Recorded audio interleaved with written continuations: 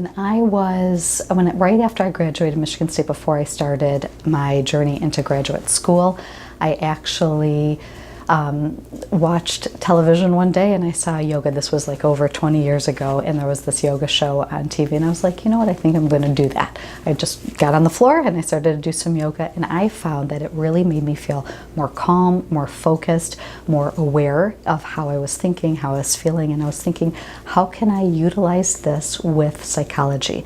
And so that kind of put me on the path of looking for health psych programs.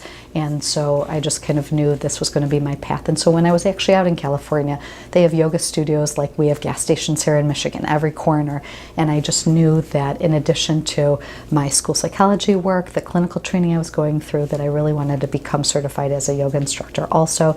And I thought that that could, kind of incorporate mindfulness and wellness, health promotion. And I knew this was going to be my path. It's something I'm passionate about. I read about it every day. I try to live it and encourage all of my patients to live a more healthy life.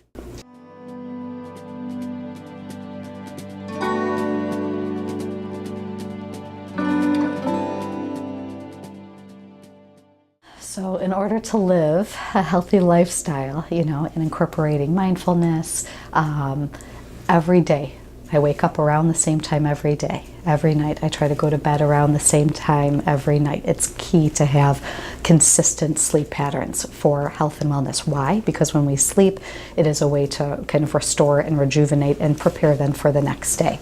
I always eat breakfast first thing in the morning. Why? Because it actually kind of gets the metabolism going, it gets the mind activated and digestive system going, and it just kind of starts our day. So I feel more alert, more focused, and I'm ready to start my day.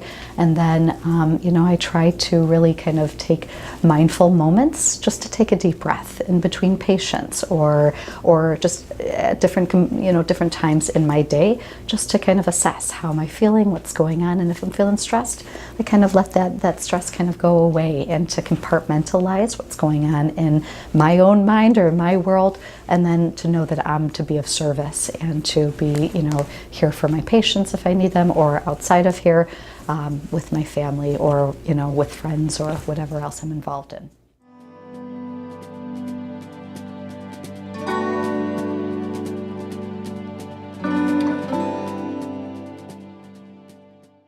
So while I have patients in session, depending on what the presenting issue is, I will talk to them about mindfulness-based stress management strategies. And then I'll teach them different deep breathing strategies or different ways to kind of think in a more present moment. Also, I will guide them about the importance of sleep and diet and exercise, as these are components for health promotion and mindfulness. And we develop kind of homework strategies for them to employ outside of here, and then they come back next session. They tell me if it was successful, if it was great. If it wasn't, then, then we come up with alternatives for that, because that's the whole point of coming here, is to find some sort of positive change, because kind of what's working right now is not the best for them. That's what kind of gets them to the office. And so I'm here to assist them in any way.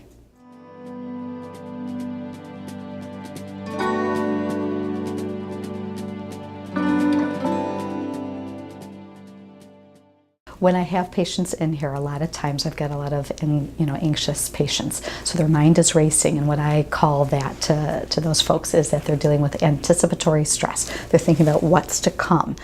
Or sometimes I've got depressed folks in here, and they're dwelling about the past. And so I often remind them to stay present, because if we live presently, if we live in this moment, we're not thinking about what's to come, and we're not, obsessing or dwelling about what the past was. And so I really kind of encourage them, just that mantra, stay present. I invite them to take a deep breath, because actually when we take a deep breath, it gives us just a moment to kind of slow down the racing thoughts that are in our head and stay present.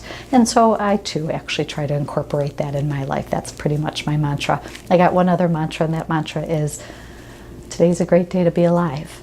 Every day we should wake up and have an intention like that, just that we can be conscious and aware to be optimistic and hopeful and mindful that today's a great day to be alive.